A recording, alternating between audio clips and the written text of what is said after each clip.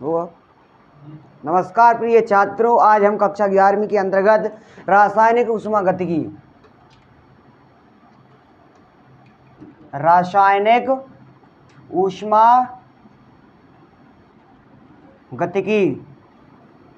के बारे में पढ़ेंगे। रासायनिक ऊष्मागतिकी को इंग्लिश में थर्मोडायनेमिक्स कहते हैं, ठीक है ना। तो रासायनिक ऊष्मागतिकी हमने कल आपको बताया था कि रासायनिक ऊष्मागतिकी में किस चीज़ का अध्ययन किया जाता है। तो किसी भी रासायनिक अभिक्रिया यदि हो रही है या होने वाली है तो उसमें जो यदि उसको रासायनिक अभिक्रिया को लगातार बनाए रखना है या उसे चालू करना है या चालू रखे रहना है, तो उसे बनाए रखने के लिए, चालू बनाए रखने के लिए हमें ऊर्जा में, ऊष्मा में परिवर्तन की आवश्यकता होती है। और यदि हमें ऊर्जा में, ऊष्मा में यदि हमें परिवर्तन की आवश्यकता होती है तो हम उसे क्या कहते हैं? ऊष्मागतिकी कहते हैं। यानी इन रासायनिक अभिक्रिया में ऊष्मीय परिवर्तनों का जो अध्ययन किया जाता है ऊष्मागतिकी के अंतर्गत किया जाता है, ठीक है। तो ऊष्मागतिकी विज्ञान की भाषा है जिसके अंतर्गत रासायनिक अभिक्रिया के दौरान होने वाले ऊष्मीय परिवर्तनों का अध्ययन किया जाता है, ठीक है। अब इसके बाद हमने आपको कल बताया था निकाय और परिवेश। क्या बताया था? निकाय और परिवेश।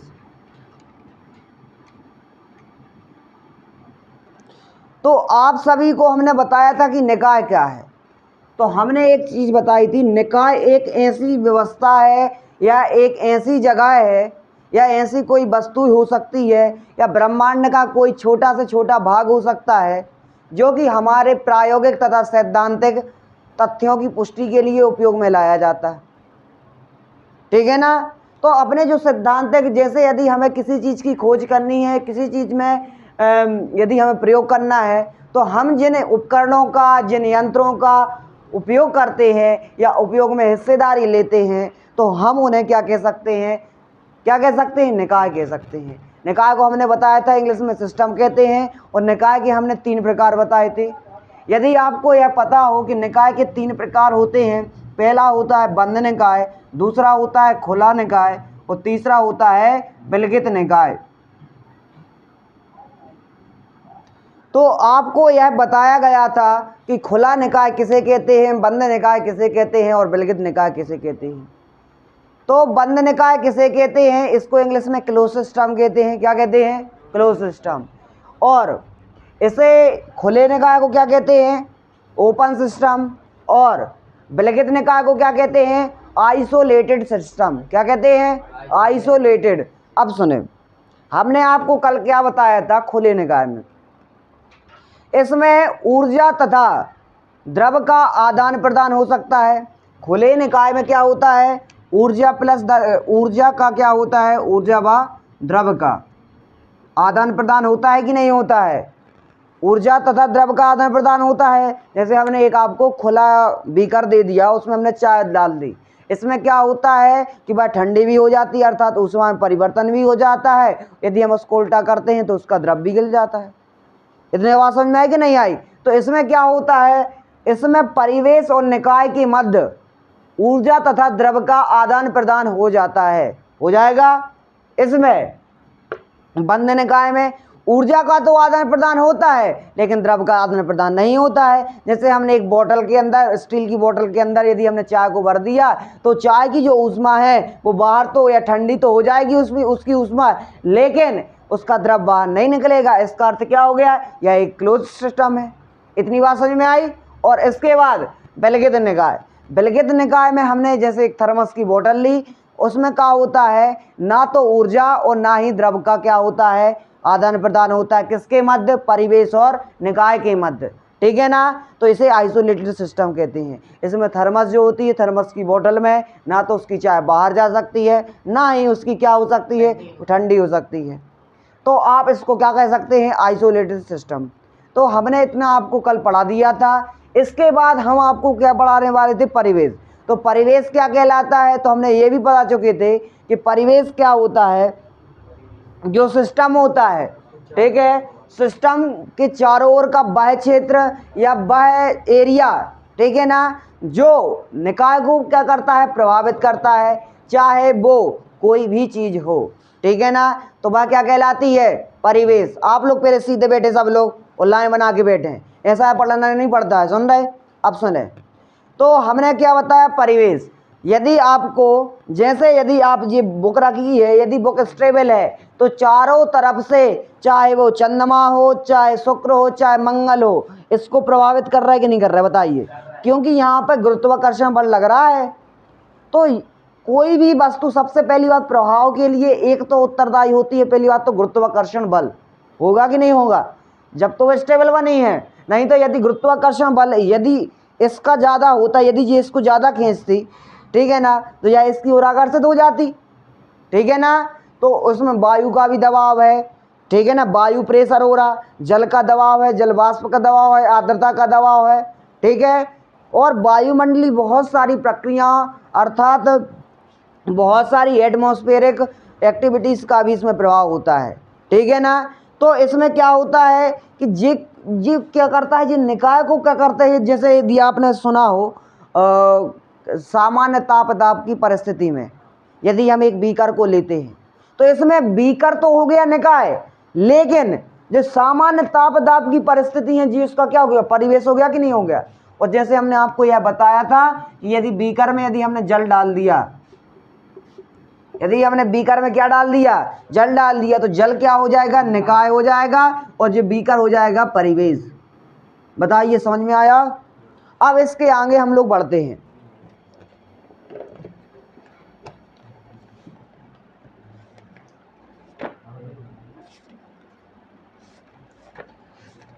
तो हमें आशा है कि आपको यह समझ में आ गया होगा। इसके बाद हम क्या पढ़ेंगे, सुने यहाँ पे,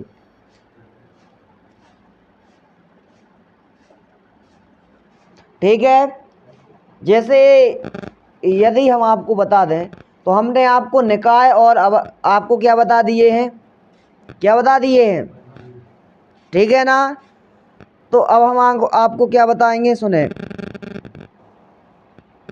तो यदि आपको हमें बताना हो तो एक होता है समताप ऊष्मागतिकी के प्रक्रमों के प्रकार, ठीक है ना। आप टॉपिक डालेंगे क्या, ऊष्मागतिकी प्रक्रमों की प्रकार, डालिए टॉपिक।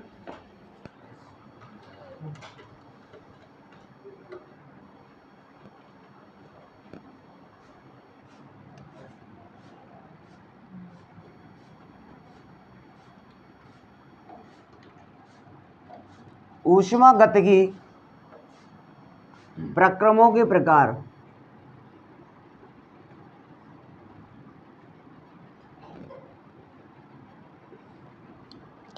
जिसमें हमें आपको क्या बताना है, सबसे पहला होता है समतापी प्रक्रम,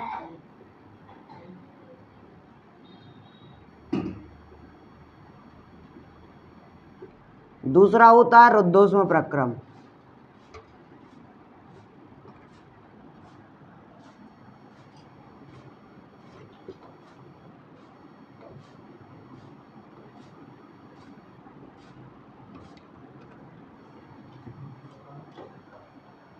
दो प्रक्रम होते हैं इसमें,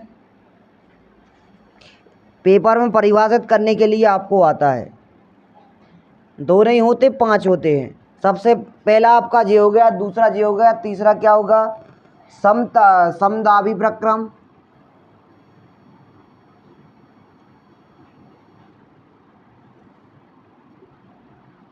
चौथा हो गया क्या, सम आयतनी प्रक्रम,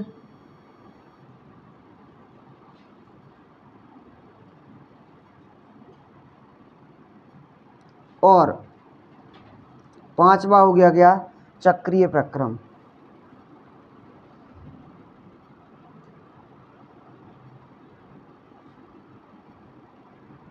जल्दी से नोट कीजिए।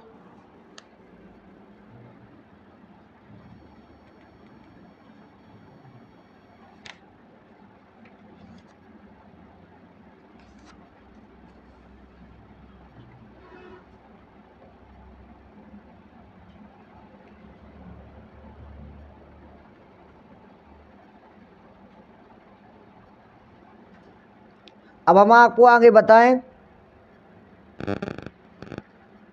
सुने आप यहाँ पे बताएं, अब सुनेंगे। तो ऊष्मागतिकी के ये 5 प्रकार हैं, प्रक्रम है, ठीक है ना। तो जिसमें हमने आपको बताया समतापी प्रक्रम, रुद्धोष्म प्रक्रम, समदाबी प्रक्रम, समायतनी प्रक्रम और चक्रीय प्रक्रम। होता कैसा है ये सुने। समतापी प्रक्रम, ठीक है ना, समतापी प्रक्रम, इसको हम कैसे परिभाषित करेंगे, सुने यहाँ पे। तो समतापी प्रक्रम आप समझ, देखो परिभाषा आपको, देखो आपको केमिस्ट्री हो चाहे साइंस हो चाहे बहुत सारे सब्जेक्ट हो, इसमें आपको जो परिभाषा है शब्द की अर्थ से ही पता चल जाती है। यदि आपका शब्द है ना, जैसे लिखा समतापी, यदि आपको कुछ लग रहा हो कि समान ताप, कुछ ऐसा कुछ वर्ड का अर्थ निकल रहा है, ऐसा ही बहुत सारे ऐसे वर्ड्स हैं हम लोग कभी रटते नहीं थे, कोई भी चीज़ नहीं करते थे।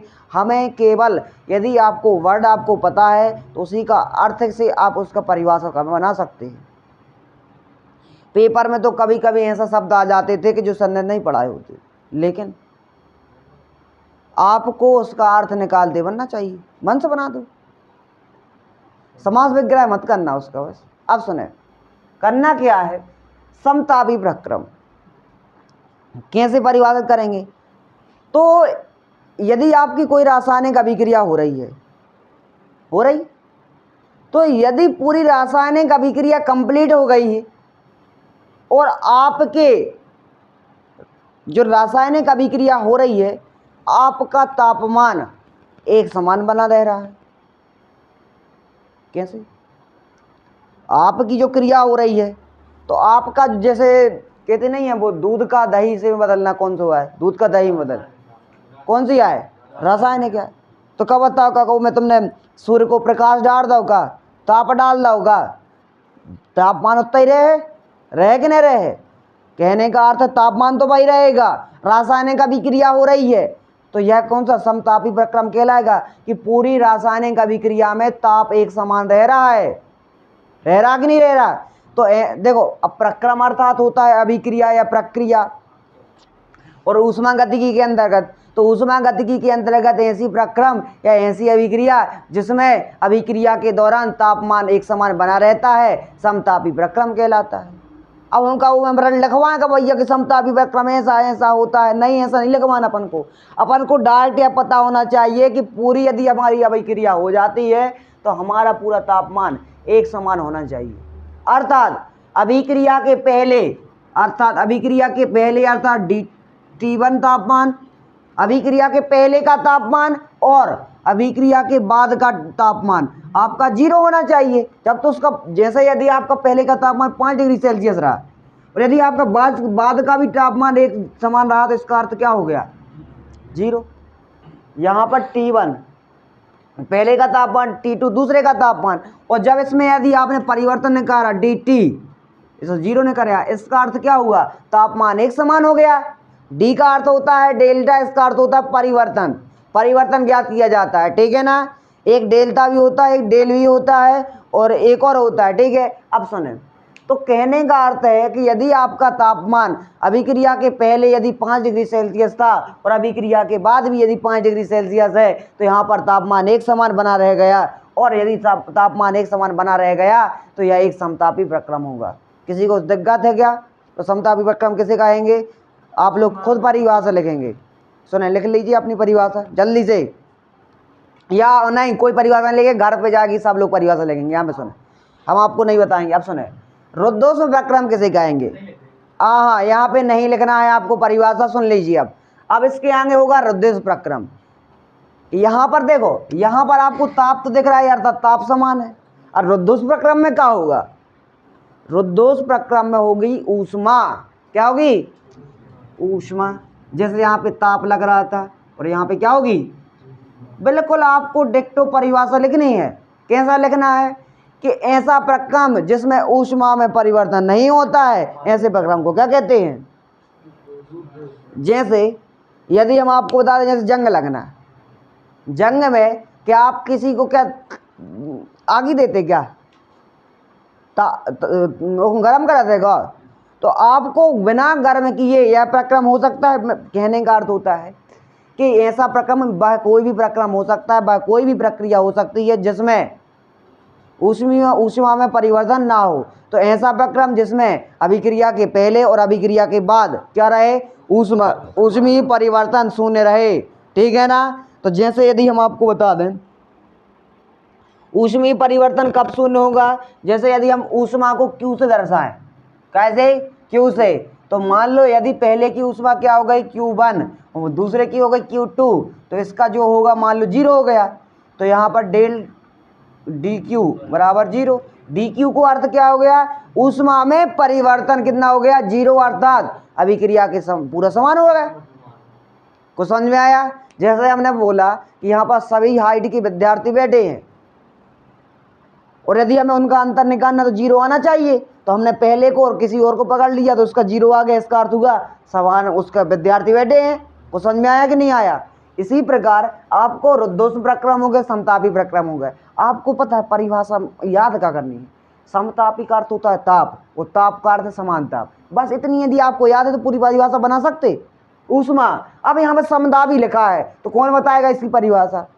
समान किसी भी रासायनिक अभिक्रिया के प्रारंभ में तथा अंत में अगर दाब समान है तो उस अभिक्रिया को अभिक्रिया या प्रक्रम कहेंगे। ठीक है।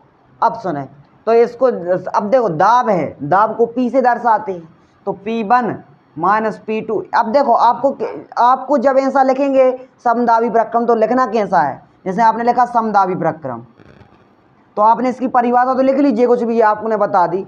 इसके बाद कैसा रखना है, यदि अभिक्रिया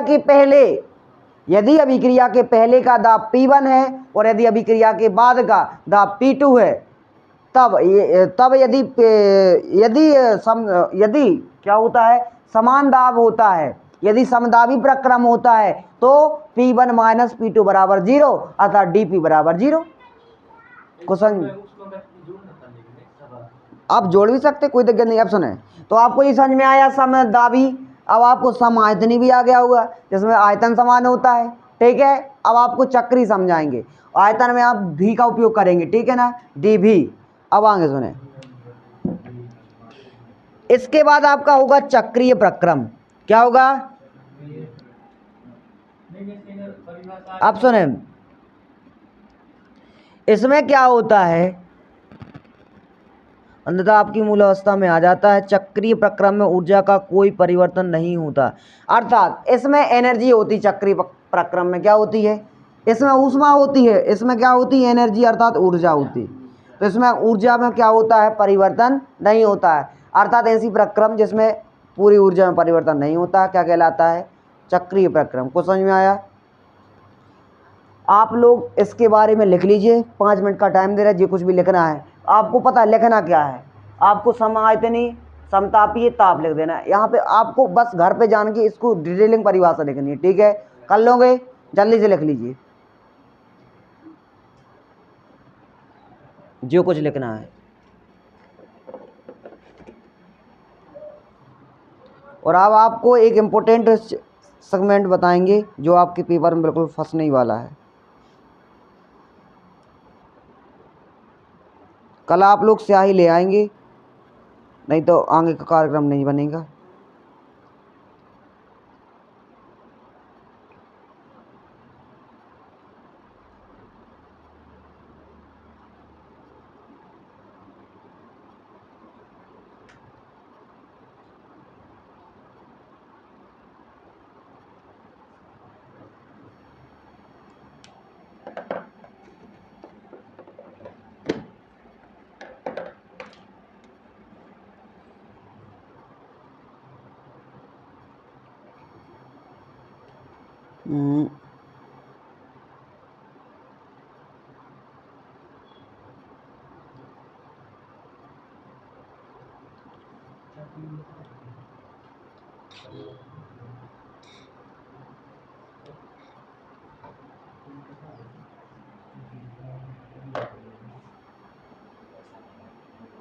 बात नहीं कहेंगे कोई भी, हमने आपको टाइम दिया लिखने का, बात क्या करने का नहीं दिया है।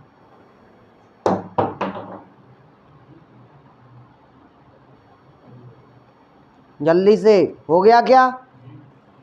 अब आपका जो चैप्टर है अभी स्टार्ट हुआ है, क्या हुआ है?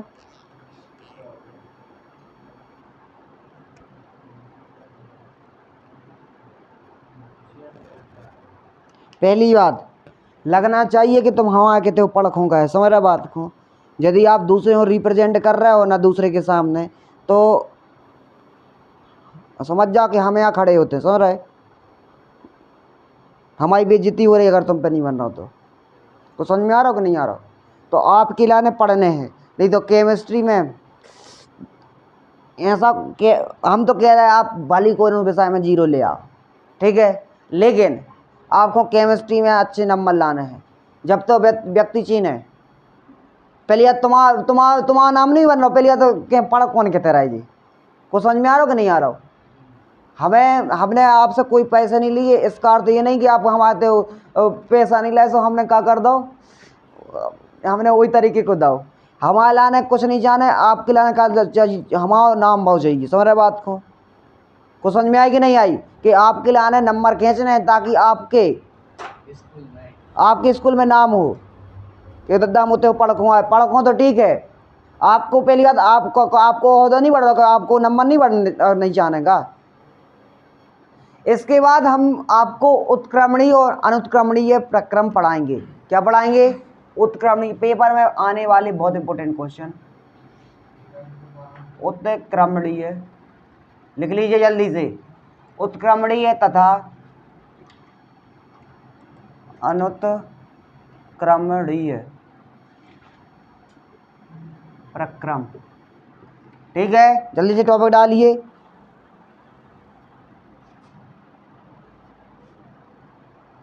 रिवर्सिबल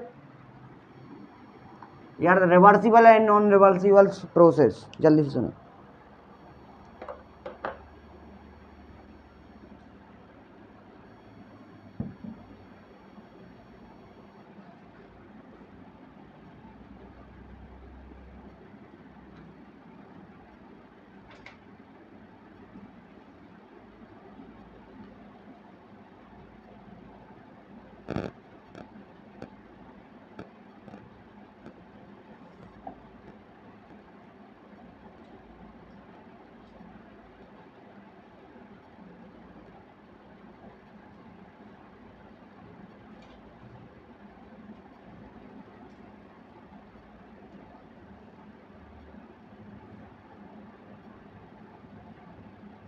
आगे पढ़े तो आपका टॉपिक होगा उत्क्रमणीय प्रक्रम। क्या होगा? उत्क्रमणीय प्रक्रम। ये होगा कैसे, सबसे पहले समझें कैसे होगा, सुने। सबसे पहले आपको सुने कैसा, आपका मान लो ये क्या हो गया, आपका निकाय, क्या हो गया, निकाय नहीं, ये हो गया परिवेश बीकर, ठीक है, और आपके हो गए गैस के अणु, क्या हो गए, होगा गैस के अणु, और आपका एक पिस्टन लगा है, पिस्टन जानते हो, पिस्टन दबाव हो गए,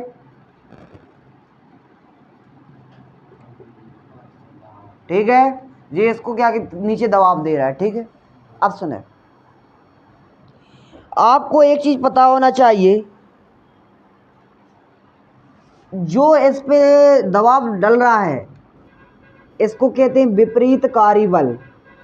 जो इस पर लग रहा है बल, जो पिस्टन के द्वारा इस गैस के अणुओं पर जो बल लग रहा है इसको क्या कहते हैं, विपरीतकारी बल। क्या कहते हैं?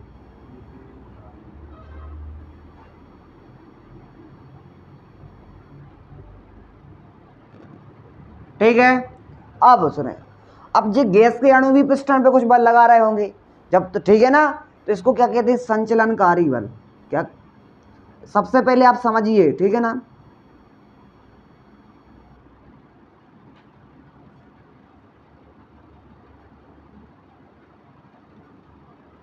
एक होता है विपरीतकारी बल और एक होता है संचलनकारी बल। क्या होता है? संचलनकारी बल होता क्या है, आप सुने, उत्क्रमणीय प्रक्रम में, ठीक है ना, क्या है, उत्क्रमणीय प्रक्रम में क्या होता है, जो संचलनकारी बल होता है और जो विपरीतकारी बल होता है, ये आपस में क्या होते हैं, अत्यंत बराबर होते हैं।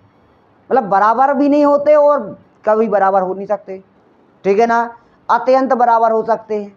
सुने कैसे, आपकी बुक में क्या लिखा है कि सुनेंगे सब लोग, वह प्रक्रम जिसमें संचलनकारी बल तथा विपरीतकारी बल में अत्यंत सूक्ष्म अंतर होता है।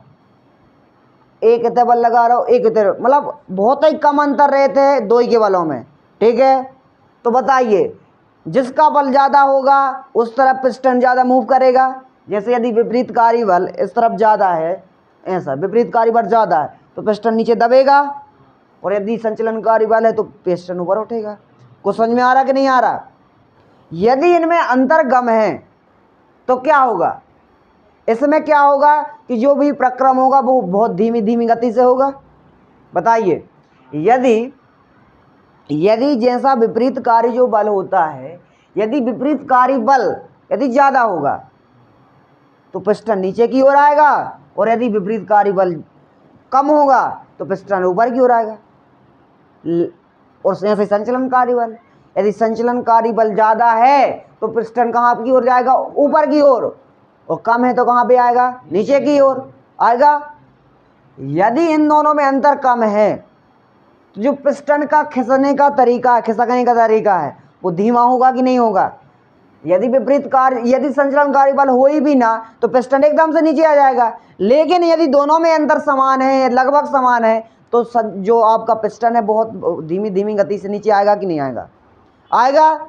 अब सुने, तो उसी प्रक्रम को हम उसमें क्या बोलते हैं, उत्क्रमणी प्रक्रम। कैसे सुनेंगे, वह प्रक्रम जिसमें संचलनकारी बल तथा विपरीतकारी बल में अत्यंत सूक्ष्म अंतर होता है, ठीक है ना, जिसके कारण प्रक्रम धीरे धीरे चलता है, ठीक है ना, तथा पूरा होने में अनंत समय लगता है, ठीक है, वह अनंत पदों का बना होता है। विपरीत बलों पर अत्यंत सूक्ष्म कमी तथा वृद्धि संचलनकारी बल से करने पर प्रक्रम बिना परिवेश में बिना कोई प्रभाव छोड़े उस पर प्रतीत हो जाता है, अर्थात तंत्र परिवेश के साथ हमेशा साम्यावस्था में रहता है।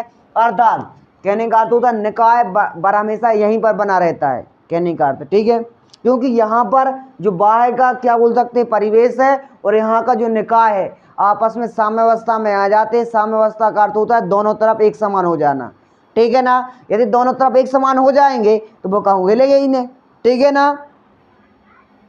तो सुने, अतः तंत्र परिवेश के साथ हमेशा साम्यावस्था में रह जाता है और उत्क्रमणी क्रिया आदर्श प्रक्रिया जो कि सैद्धांतिक है। अब सुने, तो आप उत्क्रमणी प्रक्रम को किस प्रकार परिभाषित करेंगे, सुने, तो वह प्रक्रिया जो अत्यंत सूक्ष्म गति से चलती है, जिसके सभी परिवर्तन सीधी धीमी प्रक्रिया में होते हैं तथा इसकी विपरीत दिशा में परिवर्तित किया जा सके, क्रिया के प्रत्येक पद पर तंत्र परिवेश के साथ हमेशा साम्यावस्था में रहता है। तो सुने, तो उत्क्रमणी प्रक्रम में क्या क्या होता है, सबसे पहले ये सुनेंगे। तो इसमें क्या होता है, सबसे पहली बात होती है क्या, यह धीमी गति से चलने वाला होता है। क्या होता है, धीमी गति से। पहली बात समझ में आई, क्योंकि यहाँ पर दोनों के पास अत्यंत कम बल है, बलों में अंतर कम है, तो वह धीमी गति से तो चले ही नहीं। तो यदि एक बात देखो, तुम्हारे पास 5 को है, हमारे पास 5 को है, तो क्या हो, तुम्हारी ज़रूरत और हमें ज़रूरत, लड़ो कि नहीं लड़ो। यदि तुम्हारे पास 10 की है, अरे 5 को दे दिया, ऐसी करो कि नहीं करो, नहीं आ रही समझ में। यदि आपको कहने का अर्थ है यदि दोनों समान होंगे तो पहली बात तो कहीं नहीं जे, लेकिन थोड़ी सी अंतर है तो थोड़ी थोड़ी खिसक है कि नहीं खिसक है, कुछ समझ में आओगे नहीं आओ, थोड़ी थोड़ी खिसक है तो धीमी गति रहेगी। इतनी बात समझ में आई। दूसरी बात, इसमें क्या होगा, इसमें अंतर क्या होगा, विपरीत और संचलनकारी में अंतर क्या होगा, विपरीत तथा संचलनकारी बल में अंतर क्या होगा, कम होगा। दूसरा समझ में आया। तीसरा पॉइंट, इसमें देखो, आपने उत्क्रमणीय प्रक्रम आपने सुना हो, इसको क्या कर सकते हैं, पुनः परिवर्तित कर सकते हैं, ठीक है ना, इसको पुनः परिवर्तित कर सकते हैं, परिवर्तित। और तंत्र क्या होता है इसमें, साम्यावस्था में होता है। तो आपकी यहाँ पे 4 अंतर हो गए कि नहीं हो गए। और यह एक क्या होता है, सैद्धांतिक अवधारणा है।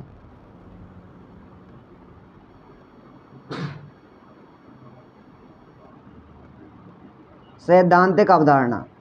तो आपको इसमें अंदर आते एक आता है उसमें उत्क्रमणी प्रक्रम में और अनुत्क्रमणी प्रक्रम में अंदर आएगा आपको। तो आपको अंतर में क्या लिखना है, सबसे पहले ये देखो, यदि आपको इसको परिभाषा करना चाहो ना तो कैसे करेंगे। उत्क्रमणी प्रक्रम वह प्रक्रम होता है जो धीमी गति से होता है, विपरीत तथा संचलनकारी बलों में अंतर कम होता है तथा पुनः इसको परिवर्तित किया सकता है। तंत्र जो होता है साम्यावस्था में होता है तथा यह अवधारणा सैद्धांतिक कहता है। इसे क्या कहते हैं? अरे यही उनकी जो विशेषता है इन्हीं को आप परिभाषा में डाल देगा। तो ठीक है, तो क्या आप लिख ले आओ। इसके बाद सुनो, इसके बाद होता है अनुत्क्रमणी प्रक्रम। बिल्कुल जस्ट इसका उल्टा। इसमें क्या होता है, अब रुक जाओ समझ लो। आप दोनों की परिभाषा घर से लिख के लाएंगे, पहले सुन लेंगे कैसे सुनेंगे। तो यहाँ पर विपरीतकारी बल और संचरणकारी बलों में अंतर बहुत ज़्यादा हो जाता है। सुन ले पहले, यहाँ पर तुमको होता है यदि इसमें जब अंतर ज़्यादा रहेगा, यदि तो 5 को है और तो 10 को है तो भागे। कुछ समझ में आ रहा हो कि नहीं आ रहा हो? तो यहाँ पर क्या होगा, गति क्या होगी, तेज होगी। इसमें विपरीत तथा संचरणकारी में बल अंतर क्या होगा, अधिक होगा। इसको परिवर्तित नहीं किया जाएगा, तंत्र इसमें साम्यावस्था में नहीं रहेगा और यह सैद्धांतिक प्रक्रम नहीं है। बस खत्म, आपका हो गया। यह स्वतः प्रक्रम है, ठीक है ना, यह स्वतः हो जाएगा। तो आप लिख सकते हैं। आपको दोनों की परिभाषा और अंतर बता दी, पाँच अंतर बता दिए, और 1 2 3 4 5 पेपर में आपको अंतर आएगा। हाँ,